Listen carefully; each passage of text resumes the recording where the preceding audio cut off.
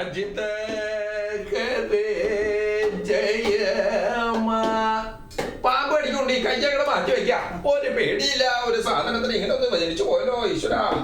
എന്റെ അച്ഛാ, ഈ പഴം ജ്യൂസ് റേഡിയോ മാറ്റി വെച്ചിട്ട് ടി വി മേടിച്ച് വെക്കാൻ പറ്റില്ല വീട്ടിൽ. റേഡിയോ വാങ്ങിച്ചിട്ട് വെച്ചിട്ട് തന്നെ നിന്റെ ഗതി ഇതാ. നമ്പൂതിരിയുടെ യാതൊരു ലക്ഷണവും ഇല്ല. അപ്പൊ പിന്നെ ടി വി മേടിച്ചു വെച്ചാൽ എന്തായിരിക്കും ഉണ്ണിയെ നിന്റെ ഗതി?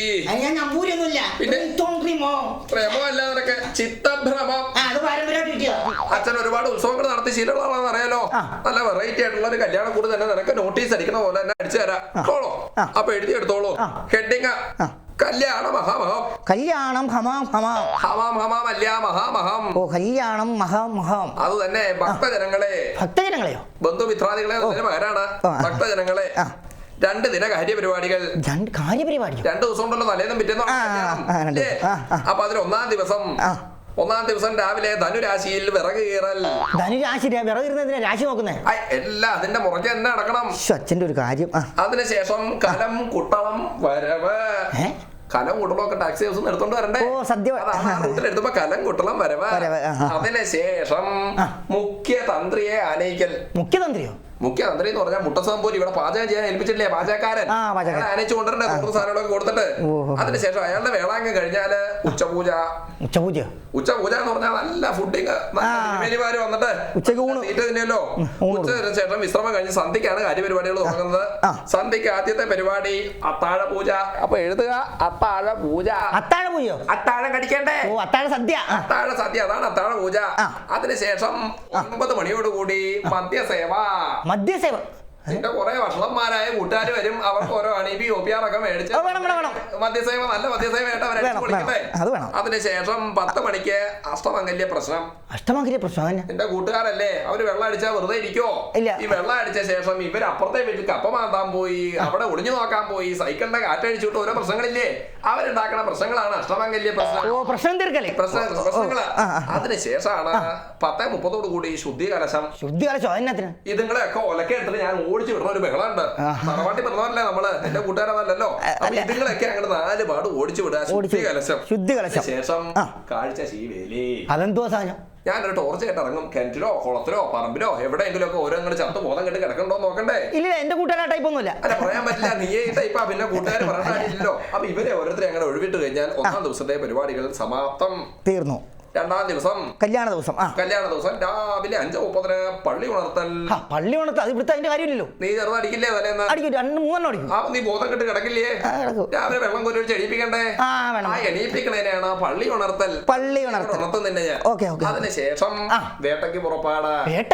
താലി മാല സാധനങ്ങളൊക്കെ എടുത്തിട്ട് പെണ്ണിന്റെ വീട്ടിലേക്ക് ഒരു ടയറിലോ. അതാണ് നമ്മുടെ വേട്ടയ്ക്ക് പുറപ്പാട്. അതിനുശേഷമാണ് താലികെട്ട് സപ്താഹം.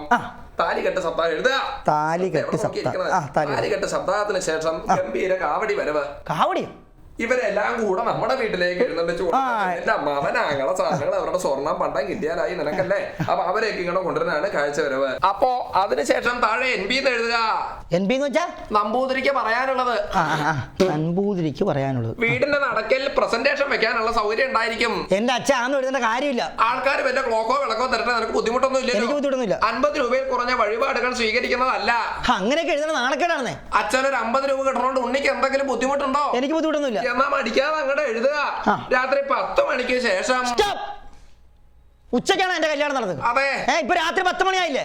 ഇനിയുള്ള കാര്യം ഞാൻ നോക്കിക്കോളാം. നീ 10 മണിക്ക് ശേഷം എന്താ ഉണ്ണി കാട്ടാൻ പോണേ? വമ്പിച്ച കാര്യം.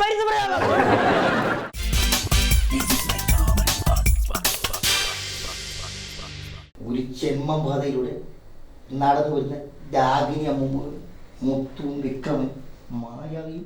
എന്റെ ദൈവം, ഈ മാലകളൊക്കെ തോറ്റി എന്തെഴുതിയാലും മായാവി, വിക്രമൻ, മുത്ത് ശരിക്കും ഒരു തലവേദന കഥ എഴുതി.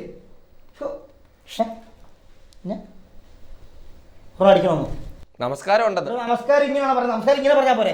ഇങ്ങനെ പറഞ്ഞ് ബാക്കിയുള്ളവരെ ബുദ്ധിമുട്ടിക്കില്ല. രാവിലെ സാറല്ലേ സുപ്രസിദ്ധ തിരക്കഥാകൃത്തും സംവിധായകനുമെല്ലാമായ സതീഷ് അന്തിക്കാട്. ഞങ്ങളാണ് സുപ്രസിദ്ധരാകാൻ പോകുന്ന 2 മിമിക്രിക്കാര്. സാറപ്പൊ പുതിയതായിട്ടൊരു പടം എഴുതുന്നുണ്ടല്ലോ. ഞങ്ങളെ വെച്ച് പിടിച്ചാൽ സാറിന് ഇതൊരു ബ്രേക്ക് ആകും.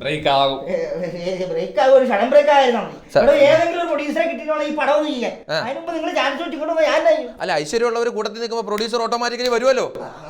ഞങ്ങൾ 2 പേരും ഒരുപാട് വെറൈറ്റി ആയിട്ടുള്ള മിമിക്രികൾ ചെയ്യുന്ന ഒരു ആൾക്കാരാണ് ഞങ്ങൾ. സാർ ഒരു കാര്യം ചെയ്യും, ആദ്യം ഒന്ന് കാണ് ഞങ്ങൾ എന്താ ചെയ്യുന്നതെന്ന്. കണ്ടിട്ട് ഇഷ്ടപ്പെട്ടെങ്കിൽ മാത്രം ഞങ്ങളെ വിളിച്ചാൽ മതി, അല്ലെങ്കിൽ വിളിച്ചാലും ഞങ്ങൾ വരും.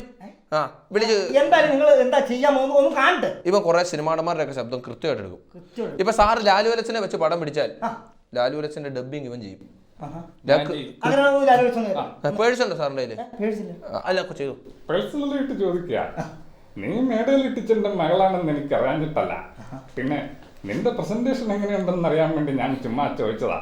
ഇല്ലെങ്കിൽ വേണ്ട, ഈ കണ്ണ സ്വത്തും സാമ്രാജ്യമൊക്കെ മോഹിച്ച് തന്നെയാ ഞാൻ വന്നത്. അത് കിട്ടാതെ ഞാൻ പോവുകയല്ല.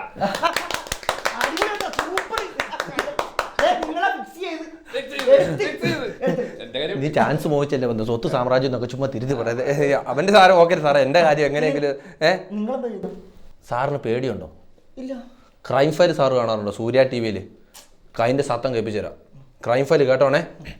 സമയം രാത്രി കൃത്യം 12 മണി. രാത്രിയുടെ 2-ാം യാമത്തിൽ സോമന് ഉറക്കം വന്നില്ല.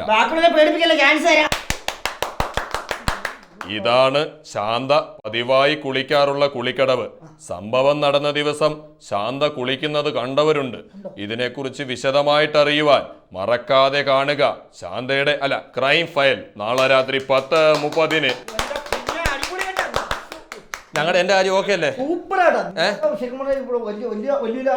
പേടിച്ചില്ലല്ലോ. പിന്നെ ഇനി ചോദിച്ചു സാറിന് എന്നാ ഉണ്ട് ഇവന്റെ അടുത്ത വെറൈറ്റി സാറിന് കേൾക്കണോ? വെറൈറ്റി ആയിട്ടുള്ള സാധനം എന്ന് പറഞ്ഞാൽ ഇവനെ പറ്റി സാറിന് കൃത്യമായിട്ട് അറിയാൻ മേലാത്തോണ്ട് സാർ വന്നത്. സാർ ഇപ്പൊ കമലഹാസനെ വെച്ചൊരു പടം പിടിച്ചാൽ കമലഹാസന് എത്ര രൂപ കൊടുക്കണം? 2 ലക്ഷം രൂപ വേണമല്ലോ. അഭിനയിച്ച് കഴിയുമ്പോൾ 1 ലക്ഷം, ഡബ് ചെയ്ത് കഴിയുമ്പോൾ 1 ലക്ഷം അല്ലേ നമ്മൾ കൊടുക്കുന്നത്. എന്നാൽ വേറൊരു പണിയുണ്ട്. സാർ കമലഹാസനെ വിളിച്ച് അഭിനയിപ്പിച്ചിട്ട് 1 ലക്ഷം കൊടുത്ത് വിടുക, ബാക്കി 1 ലക്ഷം കയ്യിലിരിക്കാണല്ലോ. ഇവനെ വിളിച്ച് ഡബ് ചെയ്തിട്ട് ആ 1 ലക്ഷം ഇവന് കൊടുത്താൽ മതി. അപ്പോഴും സാറിന് 1 ലക്ഷം രൂപ ലാഭമല്ലേ?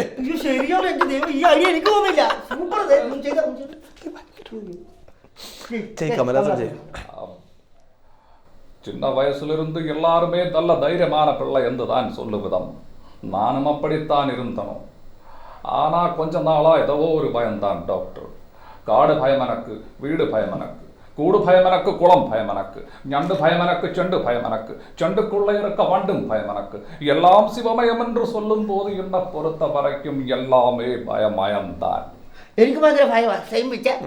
പക്ഷേ സാറോർക്കൽ ഈ ഭയമുള്ളവരെയും വിളിച്ചുകൊണ്ടാണ് ഞാൻ വന്നതെന്ന് അങ്ങനെ വിചാരിക്കേണ്ട കാര്യമില്ല. എന്നാ കാര്യം എന്നറിയോ? ഇവൻ മിമിക്രി കോളേജിൽ നിന്ന് ഡിപ്ലോമ എടുത്തോണ്ട് വന്നവനാ. ഇങ്ങനെ വൃത്തിയായിട്ട് കാണിച്ചാണ് മാന്യമായിട്ട് പഠിച്ചിട്ടുണ്ടെങ്കിൽ പോരാ. വല്ല പിള്ളേരെ ഡിപ്ലോമ എടുത്തിട്ട് വരേണ്ട കാര്യമുണ്ടോ? പിന്നെ പേന് പെൻസിലോ പുസ്തകമൊക്കെയാണ് സാധാരണ പിള്ളേർ അങ്ങനെ എടുക്കുന്നതാണ്. എന്ന് വെച്ചാൽ ഡിപ്ലോമ എടുക്കാൻ മോശമാണ്. ഇപ്പൊ നിങ്ങൾ കഴിഞ്ഞ അവിടെ പഠിക്കുന്ന പിള്ളേർക്ക് പിന്നെ എന്റെ അടുത്ത് കൊടുക്കും. അവിടുന്ന് ഡിപ്ലോമ കൊടുക്കാൻ അവിടെ വേണ്ടേ? അത് അങ്ങോട്ട് സാധനം ഇങ്ങോട്ട് പറഞ്ഞ കാര്യമുണ്ടോ? അപ്പൊ ഒരു സംവിധാനം പോലീസ് പിടിച്ചോളൂ. അതല്ല പറഞ്ഞത്. ഇവൻ അങ്ങനെ അന്യന്റെ സാധനം എടുക്കുന്നവനൊന്നും അല്ല. ഇവൻ അന്യന്റെ സൗണ്ട് എടുക്കുന്നവനാ. മറ്റേ സാധനം അന്യന്റെ സാർ അന്യൻ പടം കണ്ടോ? എനിക്കൊരു പ്രൊഡ്യൂസറെ പിടിച്ചിട്ട് ഈ പടം ഇറക്കി എന്റെ പടം കാണാൻ വേണ്ടിയിരിക്കുക. അതെ അതല്ല, വിക്രം അഭിനയിച്ച അന്യൻ എന്ന് പറഞ്ഞൊരു പടം തമിഴിൽ ഇറങ്ങി. സിനിമയെ പറ്റി വല്ല അറിയാമെങ്കിലല്ലേ നീ അന്യന്റെ സത്തം കേൾപ്പിച്ചു കൊടുക്കും. എന്നാ அம்பி வெறும் பூச்சி அப்ராணி கையாளாத கேஸ். எங்க தப்பு நடந்தாலும் கம்ப்ளைண்ட் கொடுத்துக்கிட்டு கேஸ் போட்டுக்கிட்டு அடைஞ்சிட்டு இருப்பானுங்க. அவனால எந்த அந்நியத்தையும் நிறுத்த முடியாது. ஆனால் நான் நிறுத்துறேன். தர்மான் பரித்யக்த மாமேகம் சர்வம் பிரஜா மிருத்யோன்மாயே மாப்யசம் மோக்ஷேஸ்யாமி மாக்ஷேசா.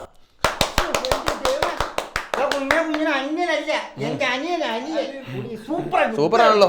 അപ്പൊ ഡേറ്റും സമയം പ്രേമന്റ് നമ്മൾ വന്ന് അഭിനയിച്ചു കാര്യത്തിൽ കൃത്യമായിട്ട്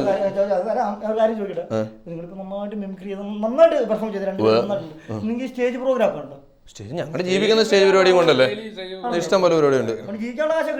ജീവിക്കാൻ കുഴപ്പമില്ല, നമുക്ക് ജീവിച്ചു പോവാം. 300 10 വർഷം മുമ്പ് സാർ. ഇപ്പൊ ഞങ്ങളൊക്കെ ഭയങ്കര കോസ്റ്റ്ലി ആകും. നല്ല പേയ്മെന്റ് ഉണ്ട്.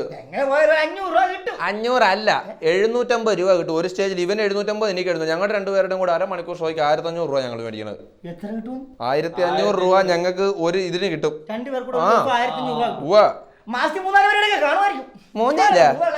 അപ്പൊ ബാക്കി 10-18 ആര് കളിക്കും സാറേ? ഞങ്ങൾക്ക് ഒഴിവില്ല. 25 പരിപാടി ഒരു മാസം. ഞാൻ ഉറങ്ങിയിട്ട് എത്ര ദിവസം അറിയോ? 25 പരിപാടി ഉണ്ട് സാറേ. 25 പരിപാടി ഉണ്ട് ഒരു മാസം? ഉണ്ട്, ഈശ്വരനാണ് അത്. ഉണ്ട്. 25 പരിപാടി 25 × 1500 10-32,000 രൂപ കൃത്യമായിട്ട് കിട്ടും. സത്യമായിട്ടും 32,000 രൂപ ഒരു മാസം കിട്ടും. സത്യമായിട്ടും കിട്ടും. കഥ എഴുത്ത് നിർത്തി മക്കളെ, എന്നെ കൂടെ മിമിക്രിക്ക് കൊണ്ടുപോകണം.